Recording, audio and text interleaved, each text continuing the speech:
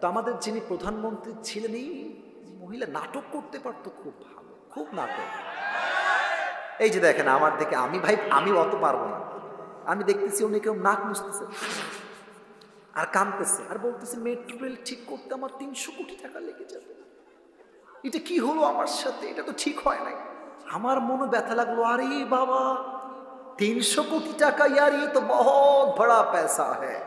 এটা যুবকরা ঠিক করে নাই, ছাত্ররা কাজটা মোটেও ঠিক করে নাই। পরে দেখলাম 5 আগস্টে উনি মামুর বাড়ি দিল্লি পালিয়ে গেলেন, আমাদের ডক্টর ইউনুস সাহেব আসলেন। 300 কোটি, यार ये तो बहुत दूर की बात है। 300 কোটি নয়, মাত্র 20 কোটির কমেই ঠিক হয়ে গেল। তখন আমি বুঝতে পারলাম, একবার ধরলাম 280 কোটি এক চান্সে, তাহলে গত 16 বছরে কত হাজার কোটি টাকা পাচার হয়েছে, এটা মুখ দিয়ে বলা সম্ভব হবে না। এবার হাদিস শোনেন যে তাকওয়া। আচ্ছা, আরেকটা বদমাইশ নেতা ছিল কাউয়া কাদের, এরা আপনারা চেনেন সবাই। এই যে এমন উধাও হওয়া হয়েছে, ওরে হারিকেন দিয়ে আর খুঁজে পাওয়া যায় না। তবে যেখানেই লুকাও তোমরা, সময় আসবে এমন ইন্দুরের গর্ত পালাবার জন্য কোথাও। আবু বকর রাদিয়াল্লাহু তাআলা আনহু পুরো দেশের প্রধানমন্ত্রী, কোটি কোটি টাকা তার অর্থ সম্পদের ভেতরে আছে রাজ্যের জন্য। ছেলে এসে বলছে আব্বাজান, মায়ের মাধ্যমে বলছে বাবার কাছে বলবা আমরা সবাই মিলে সারিদ খেতে চাই। সারিদ আরবের সবচাইতে দামি খাবারের নাম হলো সারিদ। তো ছেলে হচ্ছে প্রধানমন্ত্রীর ছেলে আর বাবা হচ্ছে প্রাইম মিনিস্টার। তো বাবা বলছে যে আমি মাফ চাই তোমাদের সবার কাছে, আমার পক্ষে সারিদ কিনে দেওয়া সম্ভব নয়, আমার কাছে এই টাকাই নাই যে আমি তোমাদের কিনে খাওয়াই দেব। প্রধানমন্ত্রীর ছেলে সারিদ খাবে, বাপের কাছে টাকা নাই। তো বাপ বের হয়ে গেছে। 2 মাস পরে যখন বাসায় আবার আসছে, দেখছে তার বউ প্লেটে করে সারিদ নিয়ে আসছে বাবাকে দেওয়ার জন্য। তো আব্বা বলছে আরে সারিদ কই থেকে আসলো, আমি তো টাকা দেই নাই, আসলো কই থেকে? আপনি বিয়ে করবেন, 25 বছর বয়স, মেয়ের কাছে গেছেন মেয়ে দেখতে, দেখছে আপনার মুখে চাপ দাঁড়িয়ে আছে। সোনামণি দাড়ি রেখে তোমাকে ভালো লাগছে না, দাড়ি কেটে ফেলতে হবে, দাড়ি কাটলে তোমাকে স্মার্ট লাগবে, আমি তোমাকে বিয়ে করবো, দাড়িতে আমার পছন্দ নয়। তুমি যদি মুত্তাকি হও তোমার কথা কেমন হবে আমার থেকে শুনে নাও। তুমি বলবা যেই বেডি আমার দাড়ির জন্য বিয়ে করতে চায় না, সেই বেডি আমার বউ হওয়ার যোগ্যতা রাখে না। এটা নবীর সুন্নাহের দাড়ি, এটা আজও আছে, আগামীতেও থাকবে। যেই মেয়ে বিয়ে করতে চায় না দাড়ির জন্য, আলবিদা, সালাম, বাই বাই, টাটা, আল্লাহ হাফেজ। তোমার মতো টিকটকার মেয়েকে আমি নিজেই বিয়ে করব না। তাহলে দাঁড়িয়ে আছে, আল্লাহর ভয় আছে, মেয়ে যাবে যাক, আমি নবীর সুন্নাহের দাড়িতে কখনো খুঁট ঠেকাইতে পারবো না, ঠিক কিনা? 3 নাম্বার এক্সাম্পল দিয়ে শেষ করছি। এলাকায় বিয়ে শাদী হয় না? এই যে মুরব্বীরা কয় হয়, যুবকরা কয় হয় না, কারণ হুজুর আমি তো বিবাহিত না। আরে বেটা কথা কোন, হয় কি হয় না? এখনকার বিয়ে শাদী যতই ভালো হোক, মুরব্বী আব্বাজান যতই 5 ওয়াক্ত নামাজি হোক, বিয়ের বাড়িতে গান বাজনা না বাজলে নাকি বিয়েই হয় না। আমি নিজেই দেখলাম এক মুরব্বীকে 5 ওয়াক্ত নামাজ পড়ে, মসজিদের একদম অ্যাক্টিভ মুসল্লি, বাট মেয়ের বিয়েতে ডিজে বক্স বাজতেছে। আব্বাজান ওই নামাজ দিয়ে কোনো কাজ হবে না যেই নামাজ দিয়ে আপনি আপনার মেয়ের বিয়েতে ডিজে বক্স বন্ধ করতে পারেন না। আপনার কথা হবে একটা গ্রামের মানুষ আমার বিয়েতে আসুক বা না আসুক, এনজয় করুক কিংবা না করুক, ডাজন্ট ম্যাটার। আমি আল্লাহকে ভয় করি, আমার মেয়ের বিয়েতে কোরআন তেলাওয়াত বাজবে, ডিজে বক্সে কোনো গান বাজবে না। হালালকে অ্যাকসেপ্ট করবেন, হারামকে অ্যাভয়েড করবেন, ইটস ডান। প্রথমটা শেষ। নাম্বার 2 মারাত্মক, এইটা যুবকরা ফেল মারবা, বিশেষ করে মেয়েরা ফেল মারবে। পেছনে আর কোনো কথা শুনতে না ভাই, যা বলবেন সাইডে গিয়ে ইঙ্গিতে। সবাই একটু কাশি দেন। নারায়ে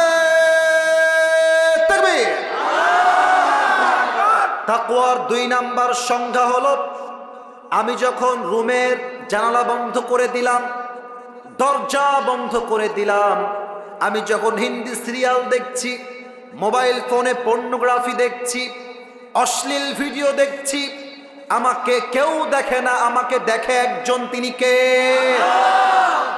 মাশাআল্লাহ, কি সাউন্ড! দিস ইজ কল্ড তাকওয়া। এটাই তো তাকওয়া।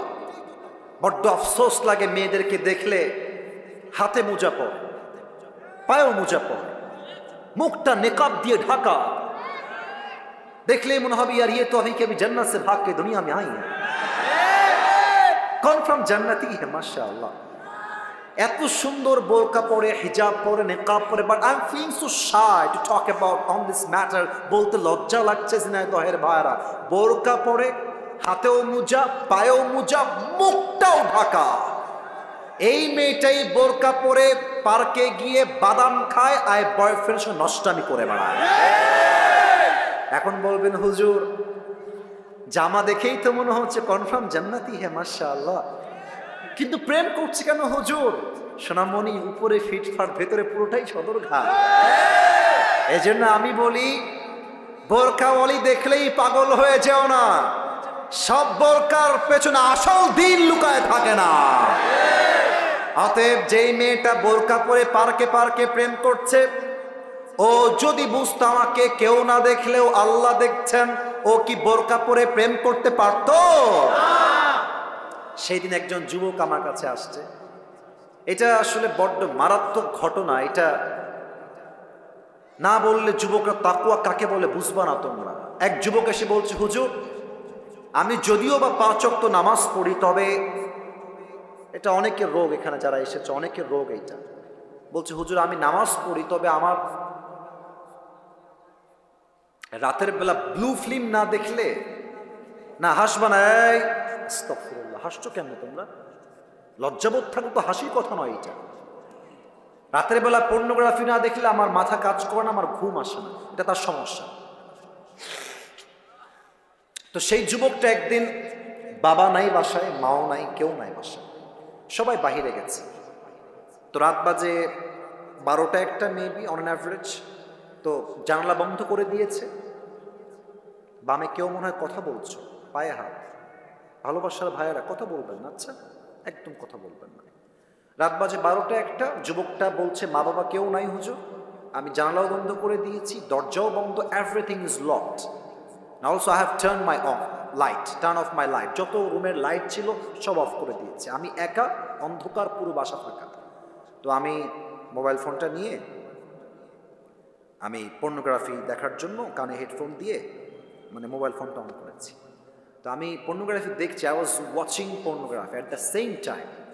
জাস্ট আমার কানে একটা ঠাস করে শব্দ আসলো, মনে হলো কেউ বাসায় এসেছে। আমি খুব দ্রুত ইয়ারফোন খুলে মোবাইল ফোনটা সাইডে রেখে দিয়ে ভাবলাম যে হয়তো আব্বা আম্মা কেউ চলে আসছে, আমাকে দেখে ফেলবে, সব রেখে দিয়েছি, লাইট দিয়ে দিয়েছি, গেট খুলে দিয়েছি, দৌড় দিয়ে গেছি, ভয়ে থরথর করে কাঁপছি, কেউ মনে আমাকে দেখে ফেললো পর্নোগ্রাফি দেখতে, সম্মান তো নষ্ট হয়ে যাবে আমার। আমি গিয়ে দেখছি কেউ আসে নাই, জানালা বন্ধ ছিল, ওই পাশে বন্ধ, গেট বন্ধ, গেটও বন্ধ। আমি গিয়ে দেখলাম একটা বিড়াল এসেছে, বিড়ালটা একটু লাফ দিতে গিয়ে গ্লাসটা পড়ে গ্লাস ভেঙে গেছে, সেই শব্দ আমার কানে এসেছে।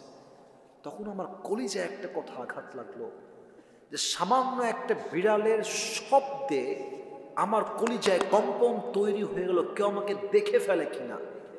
কিন্তু প্রত্যেকটা মুহূর্ত যে আল্লাহ আমাকে দেখছেন, এটা আমি কল্পনা করতে পারি নাই হুজুর।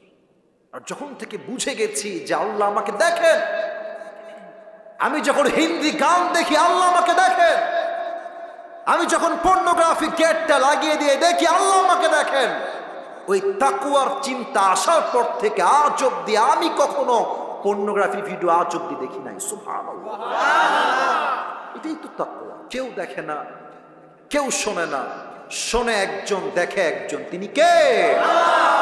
ওমরে ফারুক রাদিয়াল্লাহু তাআলা আনহুর জামানায় ওমরে ফারুক একবার বাসার থেকে বের হয়েছেন, রাত বাজে 2 থেকে 3টা, একটা বাসার সামনে গিয়ে দাঁড়িয়ে গিয়েছে।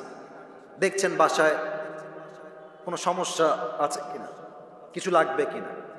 তো উনি আওয়াজ পেলেন যে বাসার ভিতরে মা এবং মেয়ে বসে আছে। কথা কি বলছে ওই পাশে? ওই পাশে কে কথা বলছে দেখেন তো আপনারা। কথা বলো না কলিজারা, কতবার বলা যায়? তোমরাই বলো, 1 ঘন্টা তো হয়ে গেল, কেন কথা বলো তোমরা? তো দেখছে মা তার মেয়েকে বলছে, যাই মেয়ে, দুধের পেয়ালা নিয়ে আসছে, দুধের পেয়ালা তুই এখন পানি মিশা, পানি মিশাবি, বিক্রি বেশি হবে, লাভ বেশি হবে। মেয়ে বলছে মা আমি পারবো না। কারণ কি? বলছে মা তুমি কি জানো না ওমরে ফারুক ফরমান জারি করেছে এই রাষ্ট্রের কেউ দুধের সঙ্গে পানি মিশিয়ে বিক্রি করতে পারবে না। মা বলছে আরে বাদ দে, কোথায় ওমর, কোথায় তার সৈন্য, কোথায় পুলিশ, কোথায় বিডিআর, কোথায় র্যাব, কেউ নাই, তুই মিশা পানির সঙ্গে দুধ মিশা। বলছে মা আমি দুধের সঙ্গে পানি মিশাইতে পারবো না, কারণ হলো ওমর নাই, পুলিশ নাই, র্যাব নাই, বিডিআর নাই, কেউ নাই। বাট এই মুহূর্তে আমাকে দেখছে একজন, আওয়াজ দিয়ে বলেন সবাই তিনি কে? এই কথা শুনে ওমরে ফারুক বাহির থেকে থরথর করে কেঁপে উঠেছে। আরে একটা যুবতী মেয়ের মাঝে এই পরিমাণ আল্লাহর ভয়! ওমরে ফারুক বুদ্ধি করে বাসার দেওয়ালে একটা দাগ টেনে দিয়েছে। আগামীকাল সকালবেলা সন্তান আব্দুল্লাহ ইবনে ওমরকে ডাক দিয়ে বলছে এদিকে আসো। ও আব্বা জান তুমি কি বিয়ে করতে চাও কিনা আমাকে বলো। তো ছেলে বলছে আব্বা আমি বিয়ে করতে চাই, তবে পাত্রীকে। ওখানে একজন উঠে যাচ্ছে, এই যে এই যে এই যে এই যে এই যে একজন, এই যে মুরব্বী বসেন। একজনও ওঠেন না 1 ঘন্টা। একজন উঠলে আমার চোখ আছে, সবার দিকে আমার চোখ যাচ্ছে। আমি আর কিছুক্ষণ ওয়াচ করব, দোয়া না করে কেউ মাঠ ছাড়তে পারবে না, ঠিক কিনা বলেন? বলছে আব্বা বিয়ে করতে চাই, তবে ছেলে ভেবেছে হয়তো আমার জন্য রাজকুমারী আব্বা দেখে রেখেছে, প্রিন্সেস, রাজার মেয়ে, রাজরানী হবে। তো ওমরে ফারুক বলছে বাবা না, তোমার বউ কোনো রাজরানী নয়, একজন সাধারণ দুধওয়ালি, দুধ বিক্রেতার মেয়ে সে। ছেলে বলছে আব্বা জান আমার মতো একজন রাজার ছেলের সঙ্গে এত মিডিল ক্লাস সুন্দরী নয়, চরিত্রবান মেয়েকে তোমাদের বিয়ে করতে হবে। আচ্ছা একবার ভাবো তো, যেই মেয়েটা সামান্য কয়েকটা ফ্যান ফলোয়ার্স পাওয়ার জন্য টিকটক করে বেড়ায়, যেই মেয়েটা সামান্য কয়েকটা ফলোইং এর জন্য দেহের পোশাক খুলতে দ্বিধাবোধ করে না, লজ্জাবোধ করে না, সেই টিকটকার মেয়ে তোমার বউ হলে তোমার জীবনটাই নষ্ট হয়ে যাবে, ঠিক কিনা বলো? অতএব বিয়ের ক্ষেত্রে চরিত্রহীন নয়, আটা সুন্দরী নয়, একমাত্র চরিত্রবান মেয়ে আমার বউ হওয়ার যোগ্যতা রাখবে, ঠিক কিনা বলে? আল্লাহ দেখেন কেউ না দেখলো। 2 নাম্বার হাদিস বলতে চাই, আসলে ভাই 5 আগস্টের পূর্বে দেশে যেই পরিমাণ দুর্নীতি হয়েছে, পুরো দেশটাকে তারা ফকির বানায় দিয়েছে। আপনাদের মনে আছে কমিটির একজনের ফোন হারায় গেছে। কখন হারাইছে এটা? কখন হারাইছে এটা? ওই আনার সময়।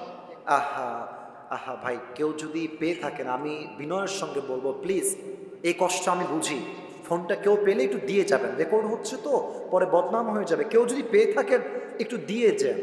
এই গত 2 দিন আগে আমার একজন ক্যামেরাম্যান, আমার সবচেয়ে কাছের ছেলে, ওর ফোনটাও হারায় গেছে। অবাক হবেন আপনারা শুনলে, ওই মাহফিল তো যখন নেমে আসি, তো মানে নেমে যখন গাড়িতে উঠি তখন প্রচুর ক্রাউড হয় মানুষের মারামারি হাত মিলাবার জন্য।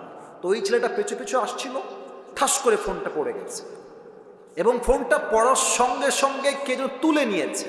কিন্তু অবাক করার বিষয় হচ্ছে আমাদের যে ক্যামেরা আছে, ক্যামেরায় ওইটা রেকর্ড হয়ে গেছে, মানে যে ফোন তুলেছে ওইটা রেকর্ড হয়ে গেছে। পরে থানায় আমরা জিডি করেছি, পরে ক্যামেরা চেক করে দেখছি যে ফোন তুলেছে তাকে রেকর্ডে দেখা যাচ্ছে, সে ফোনটা তুলে এমনি এমনি দেখতেছে, ফোনটা পকেটে ঢুকাচ্ছে, সব দেখা যাচ্ছে। পরে আমরা ফোন দিলাম কমিটিকে যে অমুক ছেলে আমাদের ফোন নিয়েছে, কল দেন, কথা বলি। কথা বলছে যে এটা আমার ফোন, স্বীকার করছে না, স্বীকারই করলো না। এত চেষ্টা করলাম, এত এভিডেন্স দিলাম, এত ডকুমেন্টস দিলাম, তাও স্বীকার করছে না। চোর কখনো চুরি করলে স্বীকার করতে চায় না, ঠিক কিনা বলেন? তো কোনো মান্যগণ্য ব্যক্তি বা যুবক ভাই যদি পেয়ে থাকেন, আদবের সাথে মেহেরবানি করে দিয়ে দিবেন, খুব কষ্ট হবে না হয় যুবকটা। আল্লাহ তাকে ব্যাগ দেওয়ার তৌফিক দান করুক, পড়েন সবাই আমিন। তো দেখবেন যে 3 আগস্টের একটা ভিডিও ফেসবুকে আছে, 3 আগস্টের, যদি মনে চায় বাসায় গিয়ে চেক করে দেখবেন, আমার কথা যদি মিথ্যা হয়। তো দেখবেন যে আমাদের যে মেট্রো রেল ছিল, মেট্রো রেল ঢাকার আগুন লেগে গেল 3 আগস্ট বা 2 আগস্টে। তো আমাদের যিনি প্রধানমন্ত্রী ছিলেন, এই মহিলা নাটক করতে পারতো খুব ভালো, খুব নাটক। এই যে দেখেন আমার দিকে, আমি অত পারবো না, আমি দেখতেছি উনি কেউ নাক মুছতেছে আর কাঁদতেছে আর বলতেছে মেট্রো রেল ঠিক করতে আমার 300 কোটি টাকা লেগে যাবে, এটা কি হলো আমার সাথে, এটা তো ঠিক হয় নাই। আমার মনে ব্যথা লাগলো, আরে বাবা 300 কোটি টাকা, ইয়ার ये तो बहुत बड़ा पैसा है। এটা যুবকরা ঠিক করে নাই, ছাত্ররা কাজটা মোটেও ঠিক করে নাই। পরে দেখলাম 5 আগস্টে উনি মামুর বাড়ি দিল্লি পালিয়ে গেলেন, আমাদের ডক্টর ইউনূস সাহেব আসলেন। 300 কোটি यार ये तो बहुत दूर की बात है, 300 কোটি নয়, মাত্র 20 কোটির কমেই ঠিক হয়ে গেল। তখন আমি বুঝতে পারলাম, একবার ধরলাম 280 কোটি এক চান্সে, তাহলে গত 16 বছরে কত হাজার কোটি টাকা পাচার হয়েছে, এটা মুখ দিয়ে বলা সম্ভব হবে না। এবার হাদিস শোনেন যে তাকওয়া। আচ্ছা, আরেকটা বদমাইশ নেতা ছিল কাউয়া কাদের, এরা আপনারা চেনেন সবাই। এই যে এমন উধাও হওয়া হয়েছে, ওরে হারিকেন দিয়ে আর খুঁজে পাওয়া যায় না। তবে যেখানেই লুকাও তোমরা, সময় আসবে এমন ইন্দুরের গর্ত পালাবার জন্য কোথাও। আবু বকর রাদিয়াল্লাহু তাআলা আনহু পুরো দেশের প্রধানমন্ত্রী, কোটি কোটি টাকা তার অর্থ সম্পদের ভেতরে আছে রাজ্যের জন্য। ছেলে এসে বলছে আব্বাজান, মায়ের মাধ্যমে বলছে বাবার কাছে বলবা আমরা সবাই মিলে সারিদ খেতে চাই। সারিদ আরবের সবচাইতে দামি খাবারের নাম হলো সারিদ। তো ছেলে হচ্ছে প্রধানমন্ত্রীর ছেলে আর বাবা হচ্ছে প্রাইম মিনিস্টার। তো বাবা বলছে যে আমি মাফ চাই তোমাদের সবার কাছে, আমার পক্ষে সারিদ কিনে দেওয়া সম্ভব নয়, আমার কাছে এই টাকাই নাই যে আমি তোমাদের কিনে খাওয়াই দেব। প্রধানমন্ত্রীর ছেলে সারিদ খাবে, বাপের কাছে টাকা নাই। তো বাপ বের হয়ে গেছে। 2 মাস পরে যখন বাসায় আবার আসছে, দেখছে তার বউ প্লেটে করে সারিদ নিয়ে আসছে বাবাকে দেওয়ার জন্য। তো আব্বা বলছে আরে সারিদ কই থেকে আসলো, আমি তো টাকা দেই নাই, আসলো কই থেকে? এবার ওমরে ফারুক রাদিয়াল্লাহু তাআলা আনহুর পরে যে আগে যে তিনি খলিফা ছিলেন আবু বকর রাদিয়াল্লাহু তাআলা আনহু, তার বউ ডাক দিয়ে বলছে আবু বকর, আপনি যে প্রত্যেক মাসে আমাকে হাত খরচের টাকা দেন, ওই টাকা বাঁচিয়ে বাঁচিয়ে আমি আপনার জন্য সারিদ ক্রয় করেছি, আপনি খান, এটা হালাল টাকার সারিদ। সারিদ খেয়েছে। খাওয়ার শেষেই মজলিসে শুরা, মেয়র, এমপি, মন্ত্রী, দায়িত্বশীল সবাইকে ডেকে বিশাল বড় একটা মজলিস করেছেন। বামে আওয়াজ করছে কে বাবুরা? কে আওয়াজ করছে? প্রত্যেকটা মানুষ চাতক পাখির মতো তাকিয়ে আছে। কেন আওয়াজ করছো? মানে 1 ঘন্টার বেশি ওয়াজ শুনবো না, তাই তো? শেষ করতে হবে আমাকে, তা আওয়াজ কেন করছো? কমিটি চুপচাপ, তোমরা আওয়াজ করছো। তাকবীর দেন, নারায়ে তাকবীর। সবাইকে ডেকে একটা মিটিং করেছে। বলছে এই রাষ্ট্রের দায়িত্বশীল ব্যক্তিবর্গরা আমাকে বলেন আমার প্রত্যেক মাসের বেতন কয় টাকা? তো বলছে আপনার বেতন হচ্ছে 30,000 টাকা। বলছে 30,000 টাকা এখন থেকে কমায় দাও, এটাকে 25-এ নিয়ে আসো, আমি এত বেতন নিব না। একজন যুবক ডাক দিয়ে বলছে ইয়া খলিফাতুল মুসলিমিন, বেতন আপনার কমবে কেন? দিন দিন তো বেতন বাড়ার কথা। আবু বকর ডাক দিয়ে বলছে শোনো শোনো, আমার যেই বেতন দেওয়া হয়, আমার বউ 2-3 মাসের টাকা জমিয়ে আমার জন্য, সন্তানের জন্য সারিদ ক্রয় করেছে, এটাই প্রমাণ। আমার বেতন থেকে কিছু টাকা অলওয়েজ বেঁচে যায়। তো আমি এটাই চাই, আমার বেতন টাকা বাঁচবে কেন? কমায় দাও, আজ থেকে 30,000 নয় 25,000 টাকা হবে আমার বেতন। তো এক সাহাবী বলছে ইয়া খলিফাতুল মুসলিমিন, মাত্র 5,000 টাকা থাক না, কমাইতে হবে কেন? থেকে যাক, রেখে দেন। আবু বকর বলছে ঠিক আছে আমি রেখে দিব। বাট আমাকে যদি আল্লাহ কিয়ামতের দিন হিসাব নেয় যে তুমি রাষ্ট্রের 5,000 টাকা মেরে খেয়েছিলা কিনা, তুমি আমাকে বলো যে এই দায়ভারটা তুমি তোমার ঘাড়ে বহন করবা। আল্লাহু আকবার।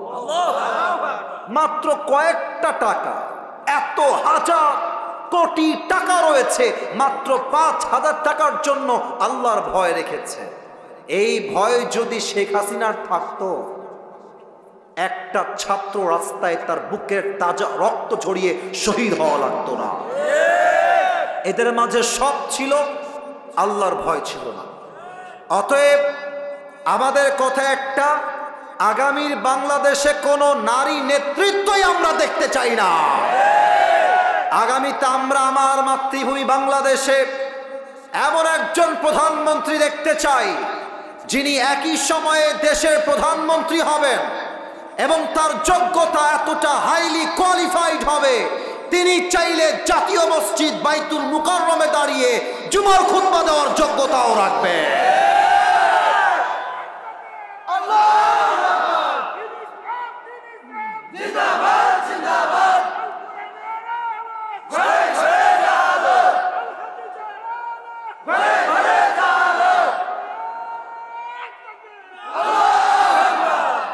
বাঘের বাচ্চা তাকবীর দিয়েছে, ঠিক কিনা বলে? আমার সঙ্গে একবার দিবেন তো, জাস্ট একবার কাশি দেন সবাই। নারায়ে তাকবীর। তাহলে তাকওয়ার 2 নাম্বার সংজ্ঞা হলো, কেউ দেখে না, কেউ শোনে না, শোনে একজন, দেখে একজন। তিনি কে? এবার একটা গল্প বলবো কোরআন হাদিসের বাহিরে। এখন আপনার বলবেন, এখন তাফসীর তো 1 ঘন্টা ঠিকঠাক ছিল হুজুর, গল্প বলবেন কেন? বলা যাবে না? এটা শিক্ষার জন্য বলবো, বলা যাবে কি যাবে না? এই যে যুবকগুলো এসেছে সব তাগড়া, 19, 20, 21, 22 বয়স। বলবেন এই চলো নামাজে যাই, বলবে হুজুর প্যান্টটা আমার খারাপ, নামাজ পড়তে পারবো না। আছে না? না, প্যান্ট খারাপ নয়, চরিত্র খারাপ। ছোট্ট একটা গল্প বলছি তাকওয়াকে ঘিরে, বুঝবেন, মেসেজ নিবেন। 2 নাম্বার মেসেজ বলবো, পুরস্কার দিয়ে দোয়া করে বাসায় ফিরে যাব। রাজি আছেন তো ইনশাআল্লাহ? যুবকরা একদিন ঠিক হবে বোঝাবার জন্য আমি একটা গল্প মাঝে মাঝে বলি। আমার বাসা তো খুলনায়, আমার ভাষার মধ্যে খুলনার টান মাঝে মাঝে চলে আসে, তা আমি কিছুটা খুলনার ভাষায় বলবো, শুনবেন তো ইনশাআল্লাহ? ওই ব্যাঙে আর সাপে ছিল চরম বন্ধুত্ব। আমাকে বলতে হবে ব্যাঙ আর সাপ। এই যে স্যাররা কথা কয়, আপনারা কথা কন না। What is this? ব্যাঙ আর সাপ। তো একদিন ব্যাঙ আর সাপ বসে আছে মাঠের উপরে। তো ব্যাঙ কচ্ছে, বন্ধু তোমার চেহারা বড্ড সুন্দর বন্ধু, তোমার যে গায়ের রং জাস্ট ওয়াও, তোমার যে ফসফস করা স্টাইল দেখতে চরম ভালো লাগে বন্ধু, খুবই সুন্দর তুমি দেখতে। তো সাপ পামটাম খেয়ে ফুলে গেছে। বন্ধু আমি সত্যি সুন্দর নাকি বন্ধু? বলতো হয় বন্ধু, তুমি সত্যি সুন্দর, অনেক সুন্দর। তো এত প্রশংসা খেয়ে তো ফুলে গেছে। এখন ব্যাঙ বলছে, বন্ধু সবই ঠিকঠাক আছে, তবে তোমার একটা বিষয় আমার বড্ড ভালো লাগে না, একদম খারাপ লাগে দেখতে। বলছে কি কওদি বন্ধু, কি খারাপ লাগে তোমার? তো বলছে, বন্ধু তোমার চেহারাও সুন্দর, রঙও সুন্দর, ফসফসও সুন্দর, বাট তুমি যখন রাস্তা দিয়ে হাঁটো বন্ধু, সোজা হয়ে হাঁটতে পারো না, ত্রিং বিরিং করে হাঁটো। এই ত্রিং বিরিংটা আমার পছন্দ হয় না বন্ধু, তুমি কি সোজা হয়ে হাঁটতে পারো না? তো সাপ বলছে, বেয়াদব, তোর এত বড় সাহস, তুই আমার বদনাম করতেছিস, তোরা আজকে খাইছি। এমনি ফস করে উঠছে। এখন ব্যাংক করছে, বন্ধু তুমি লোক তো সুবিধার না, তোমার এতগুলো প্রশংসা করলাম, তোমার গায়ে ঠেকলো না, তোমার একখানে বদনাম করলাম, গায়ে লেগে গেল বন্ধু, তুমি তো লোক সুবিধার না। ব্যাংক দিয়েছে 1 লাখ, গিয়ে পড়ছে পুকুরের ভেতরে। এখন সাপ যে ফস করে উঠছে, পাশে ছিল এক রাখাল। রাখাল করছে, কিডারে মানে কিডা, দৌড় দিয়ে আসছে, দেখছে মাশাআল্লাহ সাপ মামা এইভাবে আছেন। এখন রাখালের হাতে ছিল বিশাল লম্বা একটা বাঁশের লাঠি। রাখাল বলছে, দেরি করা যাবে না, বিসমিল্লাহ বলে এখনই শুরু করে দেই। মার, সেই মার 20 মিনিট পিটায় সাপকে এখন সোজা করে ফেলেছে। এখন সাপ যে সোজা হয়ে গেছে, সাপ আর কথা কয় না। এখন ওদিকে ব্যাঙ তো পানির নিচে লুকায় আছে। ব্যাঙ কয় কি রে, 1 ঘন্টা হয়ে যায়, 2 ঘন্টা হয়ে যায়, বন্ধু কথা কষ্ট না কিসের জন্য? বন্ধু গেল কোয়ানে, বন্ধু আমার গেল কোয়ানে। উঠে আসছে, এসেই দেখছে অবাক করা বিষয়, বন্ধু আর তিরিং বিরিং নাই, বন্ধু সোজা হয়ে গেছে। এখন ব্যাঙ বলছে কি খবর রে, বন্ধু আমার সোজা হইলো কেমবেলা? দৌড় দিয়ে আসছে বন্ধুর কাছে, এসে দেখছে বন্ধু আর জিন্দা নাই, বন্ধু মহিলা ভূত হয়ে গেছে। আর বন্ধুর দেহের ভেতরে সাপের যে বিষ আর ফেনা সব বের হয়ে গেছে। এখন ব্যাঙ বলছে ওরে বন্ধু রে, আপনি সেই সোজা হইলেন, তবে ফেনা থাকতে আর সোজা হইতে পারলেন না, ফেনা বের হয়ে আপনি সোজা হইলেন, ঠিক কিনা বলে? তো তোমরা যারা বলো হুজুর প্যান্ট খারাপ, নামাজ পড়বো না, আরে এখনই কি নামাজের বয়স নাকি? কেবল তো 20, বিয়ে করব, বউ হবে, বাচ্চা হবে, বাচ্চার বাচ্চা হবে, নানা হব, দাদা হব, তারপরে নামাজ পড়বো। বেটা, সাপের বিষ বের হওয়ার পরে সাপ যেমন সোজা হয়ে লাভ পায় নাই, যৌবন কাল পেরিয়ে গেলে ভালো হয়ে 2 পয়সা লাভ পাবা না। অতএব ভালো হতে চাইলে এটাই রাইট টাইম। আর একটা কথা মনে পড়ে গেল, বলা যাবে না, না রাগ করবেন মনে, টাইম তো শেষ, বলা যাবে? যাবে। আমাদের উত্তরবঙ্গে একজন হুজুর আছেন, ওনার নাম হচ্ছে, অনেকে শুনেছেন হয়তো বা, বজলুর রশিদ হুজুর। হ্যাঁ শুনেছেন সবাই, যদিও মুরব্বী সিনিয়র, বাট খুব মজার মানুষ, মজার মজার কথা বলে। তো উনি সেদিন বললেন যে যুবক বয়সে যে ভালো হইতে পারে না, ও জীবনেও ভালো হইতে পারে না। বোঝাবার জন্য একটা এক্সাম্পল দিলেন। এক ছেলে বাপের সঙ্গে ঝগড়া, বাপকে একদম মাইরা ফেলছে, রেগে গিয়ে একদম মেরে ফেলছে। এখন ভাবতেছে মেরে তো ফেললাম, এখন তো আমার জেল হয়ে যাবে, বাঁচা যায় কেমন করে? এখন এলাকার মুরব্বীদের কাছে গিয়েছে, মুরব্বী একটা বুদ্ধি দেন, এই হত্যার দায়ভার থেকে বাঁচতে চাই। তো মুরব্বীরা বলছে বাবা আমাদের কাছে কোনো বুদ্ধি নাই, শৈলকুপায় যাও, এক মুরব্বী আছে, যদিও বা নাই, আমি জাস্ট এক্সাম্পল হিসেবে বলছি, যে মুরব্বী যুবককালে খুব বদমাইশ ছিল, মুরব্বী হয়ে হজ করে এখন দাড়ি টুপি রেখে আল্লাহওয়ালা হয়ে গেছে, ওনার কাছে যাও, উনি বুদ্ধি দিবেন। যুবক বলছে তাই নাকি, ঠিক আছে আমি সেখানে যাব। শৈলকুপা আসছে, মুরব্বী একটা বুদ্ধি দেন, বাপকে তো আমি মাইরা ফেলছি রাগের ঠেলায়। মুরব্বী বলছে বেয়াদব কোথাকার, তুই কি ভাবিস আমি খারাপ আছি নাকি? আমি তো ভালো হয়ে গেছি। যদি আমি ভালো না হতাম, আগের মতোই খারাপ থাকতাম, তাহলে বলতাম যেহেতু মেরেই ফেলেছিস কিছু করার নাই, এখন তুই রশি দিয়ে ফাঁসি টাঙায়, তো মানুষ বলবে রশি দিয়ে ফাঁসি দিয়ে মরে গেছে, যেহেতু আমি ভালো হয়ে গেছি তাই আমি তোকে বলবো না। বুঝলে বুঝপাতা, না বুঝলে? তার মানে তাকওয়া যদি অর্জন করতে চান, বৃদ্ধ বয়সে নয়, যুবক বয়সে মুত্তাকি হওয়া লাগবে। 1 নাম্বার শেষ, 2 নাম্বারটা বলেই আমরা পুরস্কার দিব। 2 নাম্বারটা হচ্ছে প্রকৃতপক্ষের মুসলমান না হয়ে কবরে এসো না। বলেন তো এই দেশটা কাদের দেশ? এই যে এইদিকে সোনামণিরা এইদিকে তাকাও, এই দেশটা কাদের দেশ? মুসলমানদের দেশ। আমি বলতে খুব লজ্জা পাচ্ছি, আমার কথা শেষ, আর কোনো কথা নাই। এই ভারত বাংলাদেশের সবচেয়ে বড় শত্রু। আর যে সাংবাদিকগুলো আছে, এদেরকে আমার সাংবাদিক মনে হয় না, মনে হয় হকার।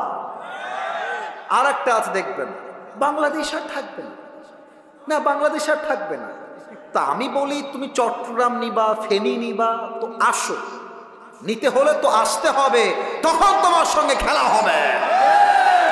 আমার তো বিশ্বাস খুলনার সন্তান হিসেবে ভারতের এই সমস্ত কুলাঙ্গার সাংবাদিকদেরকে সাইজ করবার জন্য কাউকে দরকার নাই, ঝিনাইদহের সন্তান নাই, এনাফ হয়ে যাবে। আর এই বেটাকে দেখলে আমার পুরুষ না, মনে হয় হিজড়া। আর কেমনে যেমন একবার ত্রিং বিং করে ওইদিকে যায়, ওখান থেকে আবার এইদিকে যায়। ওকে দেখলে মনে হয় যে বেটা সাংবাদিক না হয়ে ঢাকার গুলিস্তানে জাইঙ্গা বিক্রি করলে বেশি মানাবে। আল্লাহ ওরে সঠিক বুঝ দান করুক, পড়েন সবাই আমিন।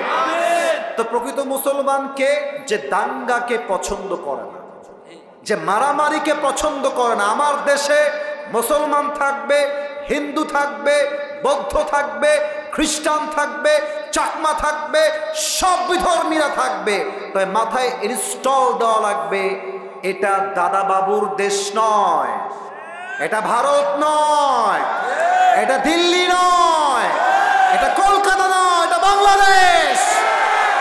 আল্লাহ আমাদের সবাইকে ধর্মীয় পরিপূর্ণ অঙ্গন যেইটা আছে এখান থেকে পরিপূর্ণ মুসলমান হওয়ার তৌফিক দান করুক। পড়েন সবাই আমিন। প্রকৃত মুসলমান হওয়ার জন্য কি লাগবে? হাতটা মুসলমান হতে হবে। হাত মুসলমান হবে কখন? যখন আপনি হাত দিয়ে হারাম কাজ করবেন না। চোখ মুসলমান হবে কখন? যখন চোখ দিয়ে আপনি হারাম কোনো জিনিস দেখবেন না। জবানটা মুসলমান হবে কখন? যখন জবান দিয়ে আপনি অশ্লীল কোনো হারাম গালি দিবেন না। আপনার পেটটা কখন হবে মুসলমান? যখন এই পেটে কোনো হারাম খাবার যাবে না। আপনার পা মুসলমান কখন হবে? এই পা দিয়ে আপনি যখন কোনো সিনেমা হলের দিকে হেঁটে হেঁটে যাবেন না। ঠিক কিনা বলেন? পুরো দেহটাকে মুসলমান বানাইতে হবে। সকলেই বলেন আমিন। সবাই দুই হাত তুলেন, সবাই দুই হাত তুলেন, সবাই, কেউ যেন বাদ পড়ে না যায়। বলেন সবাই ঝিনাইদহের শৈলকুপার ভার। বলেন সবাই হুজুর। শেষ ভালো যার সব ভালো তার। অতএব আস্তে কথা কইেন না, জোরে কন, বলেন হুজুর। আমরা ঝিনাইদহের সন্তান, আপনাকে ওয়াদা দিলাম। আরে यार जोर से बोलो, ওয়াদা দিলাম। দোয়া না করে আমরা কেউ, আমার দুই হাত দেখবেন, আমি যেমনে বলবো exactly you have to copy. আপনাকে এমনিই বলতে হবে। বলেন যাব না। আস্তে হয়ে গেছে, আমি কিন্তু বুঝি। বলেন সবাই যাব না। বলেন সবাই ইনশাআল্লাহ। হাত নামান। এবার পুরস্কার দিয়ে দোয়া হবে। 12টার সময় ক্লোজ হবে। আজকের ওয়াজের চাইতে ফজরটা জামাতে পড়া 1000 গুণ বেশি দামি ঝিনাইদহের ভাই। আমি পুরস্কার দিব পুরো ওয়াজটাকে 1 থেকে 1.5 মিনিটে। জাস্ট সারাংশ বলছি। যে যুবকটা দাঁড়াবা, একটু মনোযোগ দাও। এই টুপি পাওয়ার জন্য তোমার অনেক বেশি হেল্পফুল হবে বলে আমি আশা রাখছি। আজকে আমরা তাফসীর পেশ করেছি 4 নম্বর পারার 2 নম্বর পৃষ্ঠা, সূরাত আলে ইমরানের 102 নম্বর আয়াত। এই আয়াতে আল্লাহ তাআলা মোট 2টা মেসেজ দিয়েছেন। যে কোনো আয়াতের তাফসীর পেশ করতে 4টা বিষয় লাগে। 1 সঠিক তেলাওয়াত, 2 তরজমা, 3 ব্যাখ্যা, 4 শিক্ষা। আমরা জেনেছিলাম 2টা মেসেজ হচ্ছে এইরকম। 1 আল্লাহকে ভয় করো, ভয় করার মতো। 2 নাম্বার প্রকৃতপক্ষের মুসলমান না হয়ে কবরে এসো না। তাকওয়ার ব্যাপারে বলেছিলাম তাকওয়া হচ্ছে একটা ব্যবসার মতো। আর এই ব্যবসার লাভ বলেছিলাম কয়টা? 3টা। বলো সবাই কয়টা? একটু জোরে বলেন কয়টা? 1 তাকওয়ার ব্যবসার প্রথম লাভ হলো বিপদে পড়লে কোনো টেনশন নাই, উদ্ধার করবে একজন, তিনি কে? আল্লাহ। 2 নাম্বার তাকওয়ার ব্যবসার 2 নাম্বার লাভ হলো রিজিকের কোনো টেনশন নাই। যে মুত্তাকি তার রিজিককে আল্লাহ এমন জায়গার থেকে দিবে মুত্তাকি বান্দা কল্পনাও করতে পারবে না রিজিকটা আসলো কই থেকে। সুবহানাল্লাহ। 3 নাম্বার লাভ হলো তাকওয়া যেই বান্দার হৃদয়ে থাকবে একটা জান্নাতের মালিক হবে না, সে 2টা জান্নাতের মালিক হয়ে যাবে। সুবহানাল্লাহ। জোরে সরে পড়েন সুবহানাল্লাহ। সুবহানাল্লাহ। এই হচ্ছে তাকওয়ার ব্যবসা এবং তাকওয়ার লাভ। তারপরে বলেছিলাম যে তাকওয়া আসলে কাকে বলে? 2টা অর্থ বলেছিলাম। ভেরি শর্টকাট বলছি, এটা বলেই 2 নাম্বারটা বলে শেষ করে দেব। একটা সংজ্ঞা হলো হালালকে অ্যাকসেপ্ট করতে হবে, হারামকে অ্যাভয়েড করতে হবে। অর্থাৎ হারাম আছে যেখানে আমরা নাই সেখানে, হালাল আছে যেখানে আমরা আছি। 1 নাম্বার ডেফিনেশন শেষ। হালালকে অ্যাকসেপ্ট করবেন, হারামকে বাদ দিবেন, আপনি আল্লাহর চোখে মুত্তাকি হয়ে যাবেন। নাম্বার 2 তাকওয়া মানে কেউ দেখে না, কেউ শোনে না, কেউ জানে না, বাট আমাকে অলওয়েজ অবজার্ভ করে একজন আওয়াজ দিয়ে বলেন সবাই তিনি কে? আল্লাহ। সেই ক্ষেত্রে 2টা হাদিস বলেছিলাম। 1 ওমরে ফারুকের হাদিস, ওই মেয়ের সঙ্গে তার ছেলের বিয়ে দিয়েছেন টাকার জন্য নয়, রূপের জন্য নয়, বাড়ির জন্য নয়, একমাত্র তাকওয়ার গুণ দেখে বিয়ে দিয়েছেন। ঠিক কিনা বলেন? 1 নাম্বার হাদিস শেষ। 2 নাম্বার বলেছিলাম, এই রাষ্ট্র দুর্নীতিমুক্ত হবে তখন যখন এই রাষ্ট্রের প্রত্যেকটা নেতা হৃদয়ে আল্লাহর ভয় থাকবে। আবু বকর রাদিয়াল্লাহু তাআলা আনহু বেতন বলেছিলাম এক্সাম্পল হিসেবে 30,000। যখন তার বউ শাড়ি কিনলো টাকা বাঁচিয়ে, উনি বুঝে গেলেন বেতনটা একটু বেশি হয়ে যায়, উনি কমিয়ে দিলেন। একটাই কারণ, এটার কিয়ামতে হিসাব হবে, সেই ভয় তার অন্তরে আল্লাহ দিয়েছেন। অতএব আমি যত দুর্নীতি করি, দেশের টাকা বিদেশে পাচার করি, যত যাই করি, কেউ না দেখলেও দেখে একজন, তিনি কে? 1 নাম্বার তাকওয়া শেষ।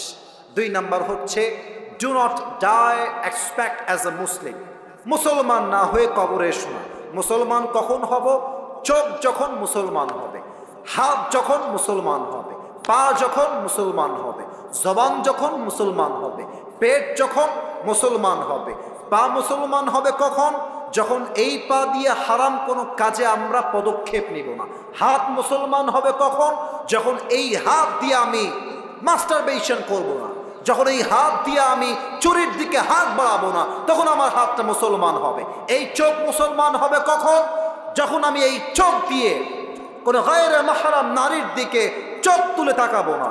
আমার জিহবা মুসলমান হবে কখন? যখন আমি জিহবা দিয়ে কোনো গীবত করব না, গালি দিব না। আমার পেট মুসলমান হবে কখন? যখন আমার এই পেটে হারাম কোনো খাদ্য প্রবেশ করবে না। ঠিক কিনা বলেন? এই 2টা মেসেজ এবং তাকওয়ার ব্যবসার লাভ 3টা। আমি প্রশ্ন করলে উত্তর দিতে পারবে, 3বার চান্স দেওয়া হয়। বেঁধে গেলে আমি উত্তর নিজেই বলে দেব, 3বার যদি বেঁধে যাও। এমন কোন যুবক যে বারবার প্রশ্ন করলে উত্তর দাঁড়িয়ে যাও বাঘের বাচ্চার মতো, কে আছে? একজন আছে, পাওয়া গেছে। ভাই আপনি এই পাশে চলে আসেন, এই পাশে। খুব মনোযোগ দিয়ে শুনছিল, আমি জানার থাকার সময় তাকে দেখলাম যে খুব মনোযোগ দিয়ে শুনছে। এই পাশে একদম মাইকটা নিবেন। আমার ঝিনাইদহের শৈল কুপার ভাইয়ের আমার দিকে তাকান। নিয়ম বলে দেই, আমার ভাই 3বার বেঁধে গেলে আমি তাকে হেল্প করব, উত্তর বলে দিব। সে না পারলে আরেকজনকে চান্স দেওয়া হবে। আর 2 নাম্বার নিয়ম হলো, যারা অডিয়েন্স এখন এসেছেন, বসে আছেন, দে আর মাই রিয়েল অডিয়েন্স। যারা 2-1 জন চলে গেছে, হয়তো আমার চেহারা দেখতে তারা এসেছে, বাট এখন যারা এসেছে আমাকে দেখার জন্য কেউ আসে নাই, একমাত্র আল্লাহর ভালোবাসায় তারা মাহফিলে অংশগ্রহণ করেছে। ঠিক কি না? এদিকে আসেন। 2 নাম্বার নিয়ম হচ্ছে আপনাদের জন্য, এদিকে ঘুরে তাকান। আচ্ছা, বুঝতে পেরেছি, ওটা বুঝে গেছি। আমি এই নিয়ম বলে দেই, আমার ভাই যখনই কোনো উত্তর দিয়ে দিবে, আপনারা সবাই জবান খুলে বলবেন মারহাবা। বলেন সবাই মারহাবা। কেউ যেন উঠে যাবেন না। আমি দোয়া শেষ না করা অবধি কাউকে যেন না দেখি উঠে যাচ্ছে না, চরম বেয়াদবি হবে। এটা আমার সম্মানেও আঘাত লাগবে, এটা কোরআনকে অসম্মান করা হবে। জাস্ট 5টা মিনিট আর ধৈর্যের পরিচয় দিবেন। ভাই সালাম দেন সবাইকে। আসসালামু আলাইকুম ওয়া রাহমাতুল্লাহি ওয়া বারাকাতুহু। ওয়া আলাইকুম আসসালাম ওয়া রাহমাতুল্লাহি ওয়া বারাকাতুহু। উত্তরটা একটু আসতে হয়েছে, আবার সালাম দাও। আসসালামু আলাইকুম ওয়া রাহমাতুল্লাহি ওয়া বারাকাতুহু। ওয়া আলাইকুম আসসালাম ওয়া রাহমাতুল্লাহি ওয়া বারাকাতুহু। প্রিয় ভাই, আপনার কোনো ভয় নাই। আপনি ঝিনাইদহের ছেলে, এখানকার ছেলে। আপনার কথা হবে বিড়ালের বাচ্চার মতো নয়, সিংহের মতো গর্জন দিয়ে। ঠিক কি না? আপনার সবাই একবার প্র্যাকটিস স্বরূপ আমার ভাইকে সাধুবাদ জানিয়ে বলেন সবাই মারহাবা। ভাইয়া আপনি বলেন যে আজকে আমরা কোন সূরা থেকে তাফসীর পেশ করেছি? সূরাতুল আলে ইমরান। মারহাবা বলেন। আচ্ছা বলেন তো, ওই আয়াতে আল্লাহ আমাদের জন্য মোট কয়টা মেসেজ দিয়েছেন? 2টা মেসেজ। মারহাবা। প্রথম মেসেজটা কি ছিল? ইয়া আইয়ুহাল্লাযীনা আমানুত্তাকুল্লাহা হাক্কা তুকাতিহি। হ্যাঁ, আল্লাহকে ভয় করতে হবে এবং ভয় করার মতো করতে হবে। মারহাবা। ওয়ালা তামুতুন্না ইল্লা ওয়া আনতুম মুসলিমুন, যেটা আল্লাহ তাআলা বলছে যে মুসলমান না হয়ে তোমরা কবরে এসো। মারহাবা। সে তো পেরে যাবে, কোনো সমস্যা নাই। মাশাআল্লাহ। ভাই আমার বলেন তো, তাকওয়া বলেছিলাম একটা ব্যবসার মতো, যদিও এটা আপনার মাইন্ডে নেবেন না, এটা জাস্ট মোটিভেট করার জন্য বলেছিলাম। বলেন তো প্রিয় ভাই, তা আমি কয়টা বলেছিলাম? 3টা। সে বলবে। জি বলেন 3টা কি কি? এক নম্বর হলো হ্যাঁ হ্যাঁ পারবেন। ওমাই ইয়াত্তাকিল্লাহ ইয়াজআল লাহু মাখরাজা, ওটা স্মরণ করলে পারবেন। এক নাম্বার তাকওয়া অর্জন করলে বিপদে আপদে, এক নম্বর তাকওয়া অর্জন করলে বিপদে আল্লাহ তাআলা অবশ্যই পাশে থাকবেন। দুই নাম্বার রিজিকের অভাব দূর করবে। মারহাবা। তিন নাম্বার খুবই সহজ, ওই যে দুইটা বলেছিলাম, এই তো আপনি ইঙ্গিত দিয়েছেন, এনা ইঙ্গিত দিলে এনা দুইটার মালিক হবে। পারবে পারবে। আল্লাহ রাব্বুল আলামিন থেকে দুইটা জান্নাতের মালিক বানাবেন। আরে ভাই দুই একটা বাদ দিয়ে এত মিডিয়া এত ক্যামেরা আমরা আছি, তবুও যেভাবে বলছে বোঝাই যাচ্ছে জিনাদের সন্তান আল্লাহকে বাদ দিয়ে আর কাউকে ভয় পায় না। দুইটা জান্নাতের মালিক হবে। এবার আপনি বলেন তো তাকওয়া কাকে বলে, এটা বোঝাবার জন্য দুইটা তারিফ বা সংখ্যা বলেছিলাম, কি কি বলতে পারবেন? ঘটনা বলতে না, তাকওয়া আসলে কাকে বলে? একটা হচ্ছে হালালকে অ্যাকসেপ্ট করতে হবে, বলেন ওইটা। এক নম্বর হালালকে অ্যাকসেপ্ট করতে হবে, হারামকে বাদ দিতে হবে। হ্যাঁ, আরেকটা হলো তাকওয়া মানে হ্যাঁ সহজ, আমি যখন অন্ধকারে গুনাহ করি অন্যায় করি, বলেন ক্লু দিয়েছি, প্রথমে ভয় করতে হবে। হ্যাঁ আমাকে কেউ না দেখলেও এবারে আল্লাহ তাআলা বসে মারহাবা। এবার আপনি খুব বুঝে বলবেন, আবু বকর তার বেতন কি কমিয়েছেন না বাড়িয়েছেন? কমিয়েছে। কেন কমিয়েছেন? কারণ সে যখন তার স্ত্রী তার সামনে খাবার নিয়ে আসছে, হ্যাঁ। তার স্ত্রী প্রশ্ন করেছিল হ্যাঁ। যে এটা তুমি কোত্থেকে কোত্থেকে পেয়েছো? হ্যাঁ। বলেছিল যে আপনি আমাকে যে হাদিয়াটা দিয়েছেন, হ্যাঁ, হ্যাঁ, ওইটা আমি জমিয়ে রান্না করেছি। হ্যাঁ বরং তার 30,000 টাকা বেতন ছিল, সে হ্যাঁ। 5,000 টাকা কমিয়ে তার বেতনটা 25,000 করেছিল। মারহাবা বলেন। এটা একমাত্র কারণ আল্লাহর ভয় যুবক ভাড়া, ঠিক কিনা বলো? লাস্ট কথা, এবার আপনি বলেন ওমরে ফারুক জাস্ট একটাই উত্তর দিবেন, এনাফ হয়ে যাবে। তার ছেলেকে সামান্য একজন দুধ বিক্রেতার মেয়ের সাথে বিয়ে দিয়েছে, এখানে তিনি কি দেখে বিয়ে দিয়েছেন? তাকওয়া দেখে বিয়ে দিয়েছে। এবার দুই নাম্বার মেসেজটা বলেন সবাইকে। দুই নাম্বার কি ছিল মেসেজটা? ওয়ালা তামুতুন্না ইল্লা ওয়া আনতুম মুসলিমুন। কি মুসলমান মেসেজ? না হয়ে কখনো যাওয়া যাবে না। মারহাবা বলেন। মুসলমান আমরা পরিপূর্ণ কখন হব? আমি ব্যাখ্যা দিয়েছিলাম। হ্যাঁ, যখন আমার হাতটা মুসলমান হবে, যখন আমার চোখটা মুসলমান হবে, যখন আমার পেট, হ্যাঁ। আমার প্রত্যেকটা অঙ্গ প্রত্যঙ্গ যখন আল্লাহ তাআলা ভয় করতে থাকবে, তখন আমার পরিপূর্ণ মারহাবা। আপনার নাম কি ভাই? রফিকুল ইসলাম, রবিউল ইসলামকে আল্লাহ কবুল করুক। পড়েন সবাই আমিন। একটু এদিকে আসতে হবে, টুপিটা খুললে একটু টাইম পড়াই দেবেন ইনশাআল্লাহ। আসেন, মাশাআল্লাহ, এদিকে আসেন, এদিকে আসেন। এই মারহাবা বলবেন না আপনারা সবাই? মাশাআল্লাহ, ওকে যুগশ্রেষ্ঠ আলেম হিসেবে আল্লাহ কবুল করুক। পড়েন আমিন। তুমি আমার হুজুরের সামনে বসে পড়ো, এখানেই বসে পড়ো। আমার ভাইয়েরা, আপনারা আমার ভালোবাসা রেখেছেন, আপনারা আমার মান রেখেছেন, আমি খুশি হলাম। ইনশাআল্লাহ আল্লাহ বাঁচায় রাখলে আগামীতেও দেখা হবে। রাজি আছেন তো ইনশাআল্লাহ? তবে একটা কথা সবাইকে বলতে চাই, এই মাহফিলটা আজকে হয়েছে, আগামীতেও এই মাহফিলটা হোক, আমরা সবাই চাই কি চাই না? যুবকদেরকে মাইনাস করবেন না। ওরা আজকে আমাকে নিয়ে আসছে, আগামীতে ওরা মিজানুর রহমান আজহারিকেও নিয়ে আসতে পারে। কই যায় এরা? কই যায়? এই যে দুইজন কই যায়? এই যে আব্বাজান বসেন, হ্যাঁ বসো বসো, বসে দাও বসে দাও। এই মাহফিলটা আগামীতে হোক, এটা আমরা কারা কারা চাই? দুটো হাত তুলে আল্লাহকে দেখায়।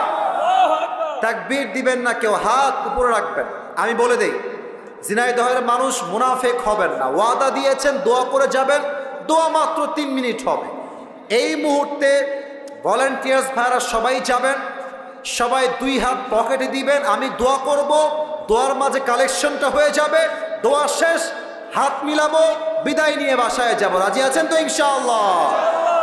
সবাইকে দেখছি, সবাই 2 হাত পকেটে দেন, সবাই 2 হাত পকেটে, পকেটে সবাই 2 হাত পকেটে দেন, পকেটে। এই ভলান্টিয়ার্সরা যাও, আর কেউ ল্যাটা মেরে না বসে আত্তাহিয়াতুর সূরাতে বসেন। এই কালো গেঞ্জি বসো বসো, হ্যাঁ টাকা বের করে বসে পড়ো। সবাই দুরূদ শরীফ পড়ুন, আল্লাহুম্মা সাল্লি আলা মুহাম্মদ ওয়া আলা আলি মুহাম্মদ। এই ভলান্টিয়ার্সরা যাও না কেন? 20-30 জন যাবা, যেন কোনো বিশৃঙ্খলা না হয়। কয়েকজন উঠছো মাঝখান থেকে, পিচ্ছিরা বসে পড়ো বসে পড়ো। আমি দোয়া করছি প্রিয় ভাইরা, রাত 12টা বেজে গিয়েছে, 1.5 ঘন্টা বেশি হয়ে যাচ্ছে।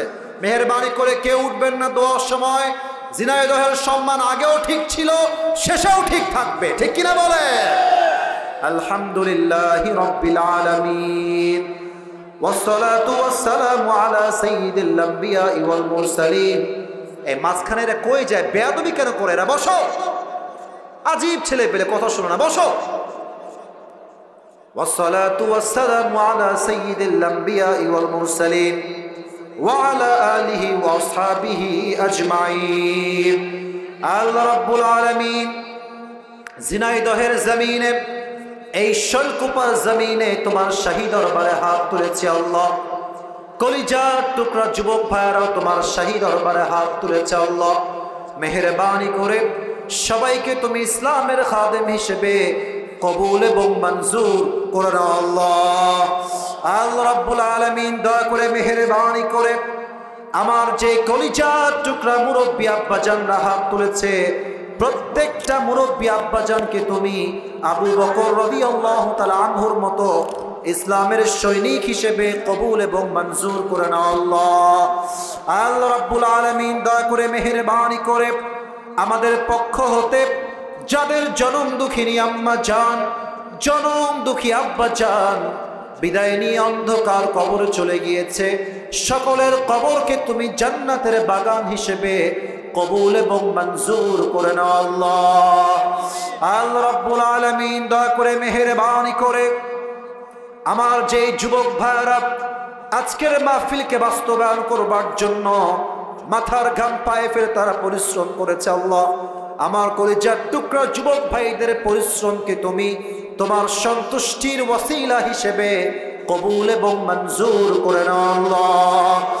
আল্লাহ রাব্বুল আলামিন আজকের মাহফিলকে বাস্তবায়ন করবার জন্য যারা অর্থ দিয়ে সহযোগিতার হাত বাড়িয়েছে, সকলের দানকে তুমি তোমার সন্তুষ্টির ওয়াসিলা হিসেবে কবুল এবং মঞ্জুর করে নাও আল্লাহ।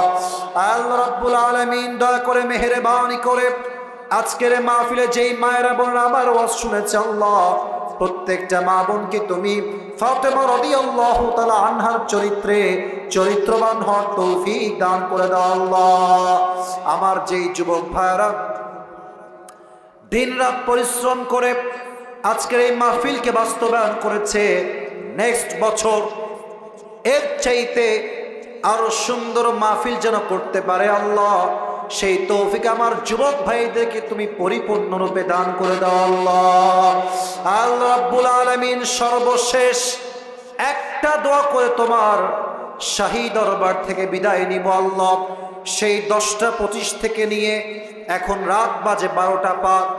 যুবক ভাইয়ারা মুরব্বী আব্বা জানরা অত্যন্ত ধৈর্যের সাথে এই 1.5 ঘন্টার বেশি সময় ধরে কোরআন থেকে হাদিস থেকে প্রত্যেকটা কথা দিল থেকে শ্রবণ করেছে আল্লাহ। আজকের এই মাহফিলে আমরা সবাই যেমন একসঙ্গে বসতে পেরেছি, জান্নাতুল ফেরদাউসে সবাই যেন একসঙ্গে মেহমান হতে পারি, সেই তৌফিক আমাদের সবাইকেই তুমি দান করে দাও আল্লাহ। রব্বানা তাকাব্বাল মিন্না ইন্নাকা আনতাস সামিউল আলিম ওয়া তুব আলাইনা ইন্নাকা আনতাত তাওয়াবুর রহিম। সুবহান রাব্বিকা রাব্বিল ইজ্জাতি আম্মা ইয়াসিফুন ওয়া সালামুন আলাল মুরসালিন ওয়ালহামদুলিল্লাহি রাব্বিল আলামিন।